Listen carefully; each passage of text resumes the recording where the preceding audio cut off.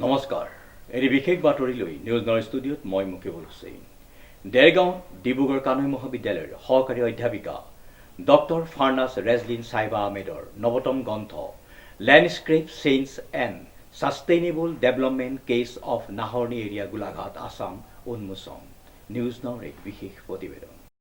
দেৰগাঁও সমজিলাৰ সদৰ দেৰগাঁও চহৰৰ মাজমজিয়াত অৱস্থিত দেৰগাঁও সাহিত্য সভাৰ চন্দ্ৰনাথ খাউন ভৱনত যোৱা ইংৰাজী 19 জানুৱাৰী তাৰিখে ডিব্ৰুগড় হনুমান বক্স সুৰজমল কানৈ মহাবিদ্যালয়ৰ সহকাৰী অধ্যাপিকা ডক্টৰ ফাৰ্নাছ ৰেজলিন চাইবা আহমেদৰ নৱতম গ্ৰন্থ landscape change and sustainable development case of Naharani area Golaghat Assam শীৰ্ষক এখন গ্ৰন্থ উন্মোচনী সভা অনুষ্ঠিত হয়। গ্ৰন্থখনৰ নাম হৈছে landscape change and sustainable development a case of Naharani area Golaghat district. এই গ্ৰন্থখনি মোৰ গৱেষণামূলক গ্ৰন্থ হয়। গ্ৰন্থখন মই দেৰগাঁও চন্দ্ৰনাথ খাউন সাহিত্য সভা ভৱনত উন্মোচন কৰাইছোঁ।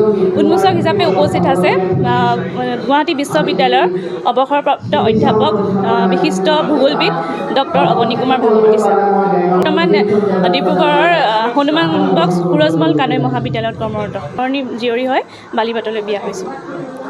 বিষয়টো হৈছে এনেইতো মোৰ বহল বিষয় হৈছে মোৰ ভূগোল।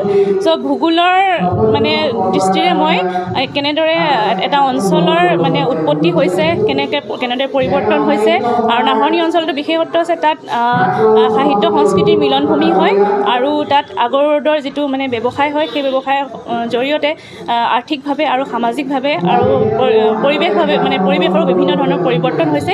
সেই পৰিৱৰ্তনৰ ফলত কিবা সমস্যাৰ সৃষ্টি হৈছে নেকি আৰু বহনক্ষম উন্নয়নত সহায় কৰিছে নে সেই বিষয়ে মই অৱগত কৰিছোঁ। উক্ত গ্ৰন্থখন উন্মোচন কৰে গুৱাহাটী বিশ্ববিদ্যালয়ৰ ভূগোল বিভাগৰ অৱসৰপ্ৰাপ্ত অধ্যাপক ডক্টৰ অৱনী কুমাৰ ভাগৱতীয়ে। সভাখনত বহুকেইজন গণ্যমান্য ব্যক্তি উপস্থিত থাকি সৌৰভস্ত বৃদ্ধি কৰে।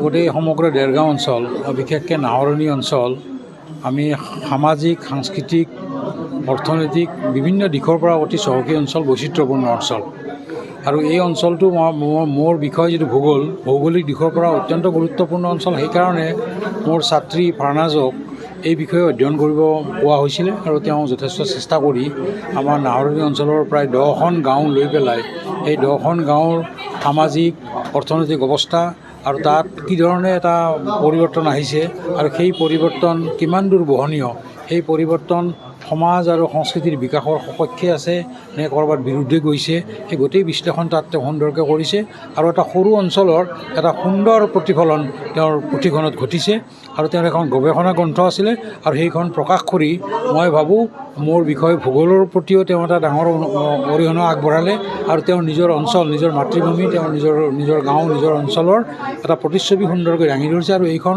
গোটেই দেৰগাঁও নাহৰণি অঞ্চলটো অত্যন্ত চহকী অঞ্চল সাহিত্য সংস্কৃতিৰ দিশৰ পৰা আৰু তাতে তেওঁ এইখিনি আমাৰ ভৌগোলিক দিশৰ পৰা এটা গোটেই ব্যৱস্থাটোত এটা যোগদান কৰি পেলাই এটা সুন্দৰ কাম কৰা বুলি মোৰ বিশ্বাস হৈছে। আৰু আজি যিখিনি সদাশয় ব্যক্তি আহি ইয়াতে উপস্থিত হৈ তেওঁক এই কিতাপখন উন্মোচনৰ ক্ষেত্ৰত তেওঁ সহযোগ কৰিলে তেখেতসকল ধন্যবাদৰ পাত্ৰ। মই তেখেতক আটাইকে নমস্কাৰ জনাইছোঁ।